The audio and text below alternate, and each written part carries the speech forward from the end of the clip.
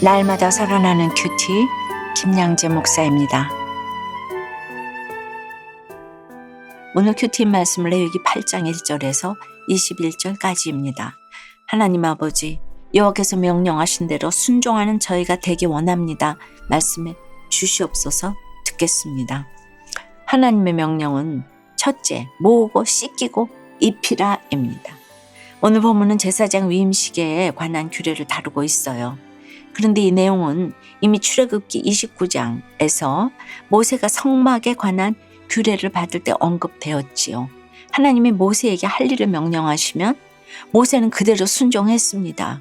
1절에 여호와께서 모세에게 말씀하여 이르시되 하면 4절과 같이 모세가 여호와께서 자기에게 명령하신 대로 행했지요. 그런데 이것이 얼마나 중요하면 9절, 13절, 17절에서도 여호와께서 모세에게 명령하신 것과 같았더라 하는 표현이 반복해서 나와요. 그렇습니다. 우리는 하나님이 명령하신 것이 무엇이든 그대로 행해야만 하고 또 그대로 행했다고 말할 수 있어야 합니다. 2절 이하를 보면 하나님이 모세에게 아론과 그의 아들들에게 제사장 위임식을 행하라고 하세요. 여러분, 모세가 지금까지 고생대로 다 했잖아요. 그런데도 하나님은 모세의 아들들이 아닌 아론과 그의 아들들에게 제사장을 위임하라고 하세요. 그러니 모세 입장에서는 참 어려운 명령이었겠지요. 그래도 모세는 위임식을 위해 백성을 모으고 아론과 그의 아들들을 씻기고 입히라는 하나님의 명령에 순종합니다. 4절에 보니 모세가 여호와께서 자기에게 명령하신 대로 하며 회중이 회막문에 모인지라고 해요. 이렇게 제사장도 하나님 말씀에 순종해야 회중이 모이기를 힘쓸 때 치유와 회복의 역사가 일어나는 것입니다. 5절부터 7절까지를 보면 모세가 하나님의 명령대로 아론과 그의 아들들을 데려다가 물로 그들을 씻기고 아론에게 속옷과 겉옷을 입히며 에봇을 걸쳐 입힙니다. 우리도 그렇지요. 내가 하나님께 죄 씻음 받고 그리스도로 옷 입게 되면 이제는 다른 사람을 씻겨주고 그가 의의 예복을 입도록 도와야 합니다. 이어서 8절에 흉패를 붙이고 흉패에 우림과 둠밈을 넣고라고 해요. 우림과 둠밈은 하나님의 뜻을 확인하는 도구로 이것은 우리가 항상 하나님께 물어야 함을 의미해요. 또 9절에서는 그의 머리에 관을 씌우고 그 관 위 전면에 금패를 붙이니라고 합니다.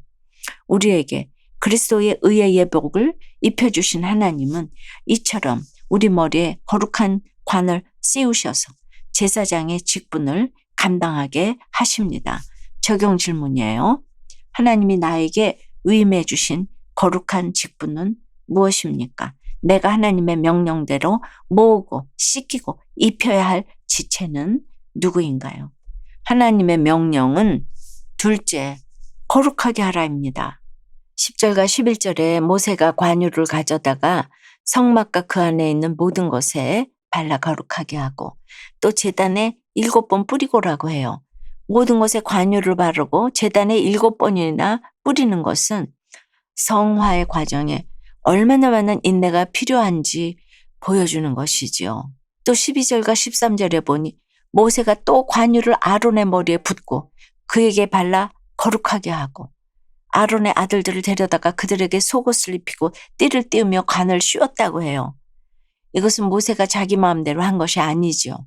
모세는 거룩하게 하라는 하나님의 명령에 순종한 것입니다. 제사장 한 사람을 세우기 위해 여러 과정이 필요하듯이 날마다 숨쉬는 순간마다 하나님도 우리를 거룩하게 하고자 이렇게 인도하십니다. 그러므로 내가 하나님의 인도하심을 받았다면 우리 역시 다른 사람을 주께로 인도할 사명이 있는 것입니다. 모세는 자기 자녀를 내려놓고 남의 자녀를 거룩하게 하는데 자신의 물질과 시간과 애정을 다 바쳤어요. 그러니 우리도 자기 자식에 연연하느라 쏟아온 재물과 정성을 영적 자녀를 섬기는 데 써야 합니다. 그런데 그 적용이 참 쉽지 않지요. 14절에 모세가 또 속죄제의 숫송아지를 끌어오니 아론과 그의 아들들이 그 속죄제의 숫송아지 머리에 안수하며 합니다. 자기 죄를 대신할 숫송아지 안수하는 것은 곧 자신의 연약을 인정하고 죄를 고백하는 것이지요. 15절에 보니 모세가 잡고 그 피를 가져다가 손가락으로 그 피를 제단에 네 귀퉁이 뿔에 발라 제단을 깨끗하게 하고 그 피는 제단 밑에 쏟아 제단을 속하여 거룩하게 하고라고 해요. 모든 제사는 모세가 집전하지만 실제로 제물을 죽이는 일은 아론이 했습니다. 레위기 4장 15절에 보면 예배자는 제물에 안수하고 그것을 여호와 앞에서 잡아야 했기 때문이에요. 또 16절과 17절에 보니 내장에 덮인 모든 기름과 간 껍풀과 두 콩팥과 그 기름을 가져다가 모세가 제단 위에 불사르고 그 숫송아지 곧 그 가죽과 고기와 똥은 진영 밖에서 불살랐다고 해요. 피를 맑게 하고 우리 몸을 정화해 주는 간과 콩팥처럼 내적인 성숙을 의미하는 것은 번제단에서 불사르고 가죽과 고기와 똥 같은 육체는 진영 밖에서 불사르라고 하세요. 썩어질 육체는 세상에서 남김없이 불사르고 보이지 않는 우리의 인내와 헌신은 번제단에서 불살라져야 한다는 것입니다. 적용해 보세요. 여러분은 영적 자녀를 키우는 일에 헌신하고 계세요? 육적 자녀에 연연하느라 나의 재물과 정성을 거기에 다 쏟고 있지는 않으세요? 나의 거룩을 위해 번제단과 진영 밖에서 남김없이 불살라야 할 것은 무엇입니까? 구속사의 말씀으로 죄인임이 인정되니 거만한 리더에서 여호와께서 깨끗하게 하신 리더라는 새로운 정체성을 갖게 되었다는 한 성도님의 큐티인 묵상 간증이에요. 저는 명문대를 거쳐 미국에서 로스쿨을 나왔어요. 어릴 때부터 말을 잘해 학급 반장 등 감투도 많이 썼지요. 하지만 무정하고 냉랭한 리더였답니다. 이후 저는 9년간 도전했던 변호사 시험에 낙방하여 우울증과 대인기피증을 겪었어요. 그러던 중 각자 자기 죄와 수치를 한 광주리씩 가지고 회막문에 모여 여호와의 명령대로 행하는 공동체로 인도되었지요. 그리고 그곳에서 오늘 16절과 17절 말씀처럼 제 안에 불살라야 할 5월 의식의 기름, 율법주의의 고기, 건방짐의 똥을 발견하게 되었답니다.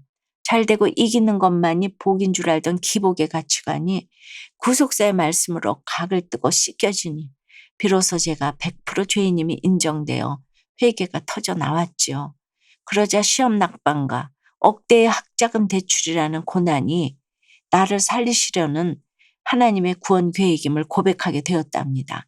이후 여호와께서 명령하신과 같이 공동체에 속해 있다 보니 작년에는 소그룹 리더로 부르심을 받았어요. 이제는 여호와께서 깨끗하게 하신 리더라는 새로운 정체성을 가지고 저의 삶이 영혼 구원을 위해 향기로운 냄새로 드려지길 소망해요. 저의 적용은 부모님과 가정 예배를 드릴 때 거만하게 말하지 않고 부드럽게 이야기하겠습니다. 그동안 무례하게 굴었던 공동체 리더들에게 사과와 감사를 표현하겠습니다. 입니다. 18절 이하는 수대항으로 번제를 드리는 내용이에요. 근데 21절에 보니 이는 향기로운 냄새를 위하여 드리는 번제로 여호와께 드리는 화제라고 해요. 속죄제를 드릴 때는 냄새 이야기가 없었는데 번제는 향기로운 냄새를 위하여 드리라고 하시네요. 번제단에서 나의 죄를 남김없이 불살라 내 안팎이 모두 정결해져야 향기로운 냄새를 하나님께 올려드릴 수 있다는 것이지요. 사랑하는 여러분, 거룩하게 하라는 하나님의 명령에 순종하여 향기로운 냄새를 주께 올려드리는 오늘 하루를 보내시기를 주님의 이름으로 축원합니다. 기도드립니다. 하나님, 죄로 물든 마음을 주의 보혈로 깨끗이 씻어주시고 그리스도의 의의 예복을 입혀주시니 감사합니다. 이제는 가정과 공동체에서 모으고 씻기고 입히라는 하나님의 명령대로 다른 사람의 구원을 위해 섬길 수 있도록 도와주시옵소서. 자기 자녀를 내려놓고 영적 자녀를 섬기는 일에 헌신하는 것이 최고의 순종인 줄 믿사오니 이 일을 위해 저희의 물질과 시간과 애정을 드릴 수 있도록 주여 인도해 주시옵소서.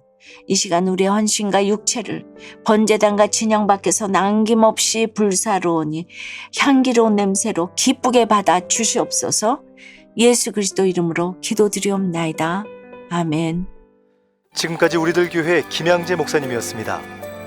큐티에 도움받기 원하시는 분들은 QTM 홈페이지 qtm.or.kr 또는 유튜브에서 QTM을 검색하시면 도움받을 수 있습니다.